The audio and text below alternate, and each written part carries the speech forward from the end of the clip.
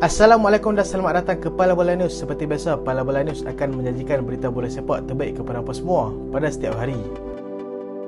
Berikut merupakan keputusan perlawanan pada hari ke-9 kejohanan Piala Dunia edisi 2022 di Qatar. Kita ke aksi Grup G. Kamerun berjaya mengikat Serbia 3-3 dan Brazil berjaya menempuh slot kepusingan 16 terbaik selepas berjaya menewaskan Switzerland 1-0. Kumpulan H pula menyaksikan Ghana menewaskan Korea Selatan 3-2 dan Portugal berjaya menewaskan Uruguay 2-0 untuk memastikan mereka layak ke peringkat seterusnya. 1-0 sudah cukup untuk Brazil naik ke peringkat seterusnya. Brazil yang menang tipis 1-0 ke atas Switzerland awal pagi tadi sudah cukup untuk memastikan tempat mereka ke pusingan 16 terbaik, menjadi pasukan kedua yang melakukannya selepas Perancis. Brazil yang menjarang bertali arus sejak daripada mainan awal permainan lagi dilihat begitu yakin daripada segi kawalan bola. Switzerland pula sesekali akan melakukan counter attack berbahaya tetapi dapat diserap dengan baik oleh barisan pertahanan Brazil yang masih lagi belum bolos setakat ini. Brazil memperoleh gol pertama pada minit ke-64 tetapi telah dinafikan oleh VAR akibat offside. Mereka terus cuba sehingga pada minit ke-83 apabila Casemiro berjaya melakukan volley menarik dalam kotak penalti menewaskan yang Sommer yang begitu lihat sejak daripada awal lagi. Perebutan slot kedua untuk kumpulan G masih lagi terbuka antara Switzerland, Kamerun dan juga Serbia yang terpaksa menunggu sehingga perlawanan terakhir bagi menentukan siapakah yang akan mengiringi Brazil ke round 16.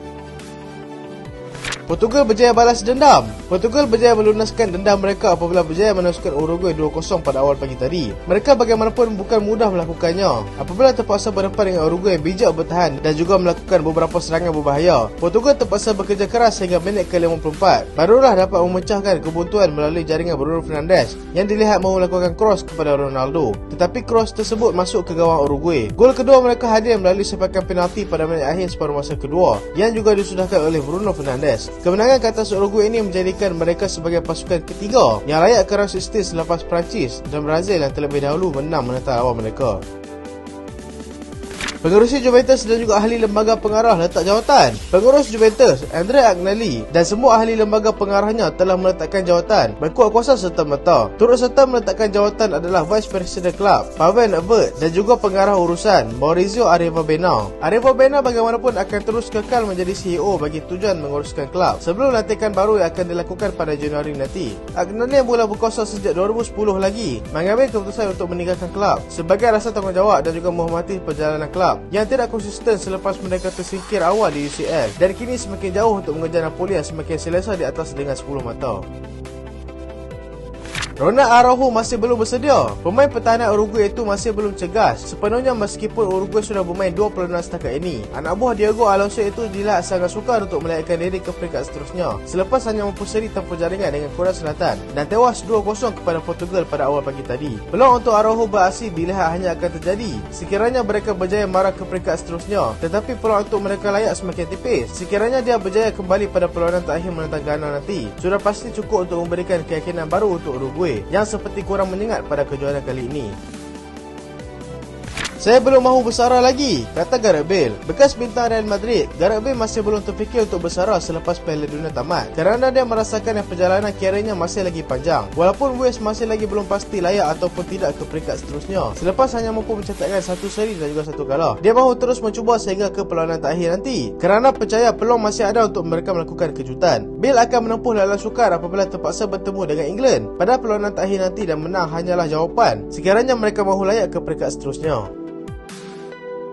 Karim Benzema masih berpeluang untuk beraksi di Qatar. Bintang Real Madrid itu dilaporkan bakal membuat penampilan istimewa bersama Perancis selepas terpaksa berhad akibat kecederaan. Deschamps yang dilihat semakin bimbang dengan keadaan kecederaan yang semakin meruncing dalam skuad Perancis mungkin akan memanggil semula Benzema yang dilaporkan sudah pulih sepenuhnya. Perancis sudah mengesahkan tempat mereka ke peringkat 16 terbaik dan sekiranya Benzema berjaya datang untuk menguatkan lagi pasukannya, sudah pasti ianya dapat memberikan kelebihan buat mereka. Deschamps masih lagi belum membuat keputusan tentang Benzema yang akan turun berlatih sepenuhnya di Madrid, tetapi itu adalah opsi terbaik buatnya sekarang ini.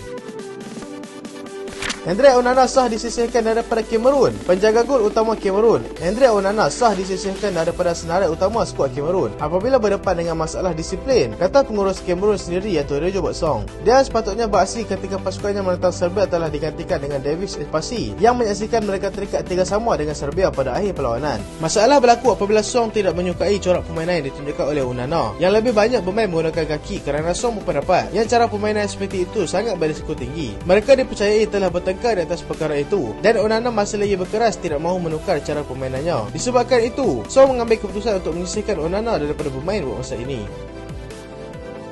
Messi ke Inter Miami, itu sama sekali tidak akan berlaku, kata Marcelo Mendes. Menurut daripada wakil Messi sendiri, iaitu Marcelo Mendes, dia menafikan segala kabar angin yang mengatakan pemain antarabangsa Argentina itu akan ke Inter Miami. Dia berkata lagi yang tiada sebarang perbincangan dan tawaran telah berlaku antara Messi dan juga pihak mereka yang sekarang ini masih lagi mempunyai kontrak di PSG. Walaupun terdapat laporan mengatakan yang Messi pernah berhasrat untuk bermain di MLS dengan Piala Dunia seterusnya iaitu edisi 2026 akan berlangsung di USA, Kanada dan juga Mexico. Ianya sudah pasti akan membantu untuk mempromosikan perjalanan itu sekiranya betul Messi mahu bermain di sana. Apa yang pasti, buat masa sekarang ini Messi tidak akan ke MLS dan dia sedang memberikan tumpuan penuh bersama Argentina di Qatar bagi membawa peluang Piala Dunia jika berjaya. Manchester United mungkin dapatkan Pulisic secara pinjaman. Manchester United dilaporkan bakal membuat tawaran kepada Chelsea untuk mendapatkan Christian Pulisic secara pinjaman pada Januari nanti. United mahukan secara pinjaman dahulu kerana masih perlu meneliti nilai yang ada pada pemain tersebut. Di sebalik dia seringkali diletakkan pada bangku simpanan oleh Thomas Tuchel dan juga Graham Potter. Spurs cuba cari backup untuk Kulusevski. Tottenham Spurs cuba membawa masuk pemain daripada klub Brugge iaitu Andreas Skov Olsen sebagai backup kepada Dejan Kulusevski sekiranya berlaku lagi kecederaan kepada pemain tersebut. Pemain muda Denmark yang berusia 22 tahun itu kini sedang menunjukkan potensi yang sangat baik dan akan tamat kontrak pada Jun 2024 nanti. Chelsea sedang intai Piero Hincapié. Chelsea sedang memberikan perhatian penuh kepada pemain antarabangsa Ecuador iaitu Piero Hincapié yang pada ketika ini sedang menunjukkan prestasi yang sangat memperasankan bersama negaranya. Pemain pertahanan yang baru berusia 20 tahun itu dilihat sebagai projek jangka masa panjang di Stamford Bridge oleh pihak pengurusan kelab.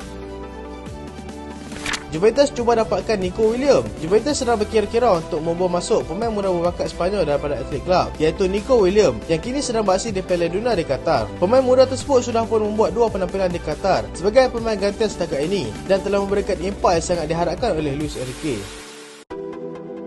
Real Madrid teruja dengan David Raum. Real Madrid dilaporkan begitu teruja untuk mendapatkan pemain left back Jerman yang kini beraksi bersama RB Leipzig iaitu David Raum. Pemain itu akan dilepaskan oleh Leipzig sekiranya harga yang ditawarkan adalah sekitar 40 juta euro. Dia masih lagi mempunyai kontrak jangka masa panjang di RB Leipzig iaitu sehingga 2027.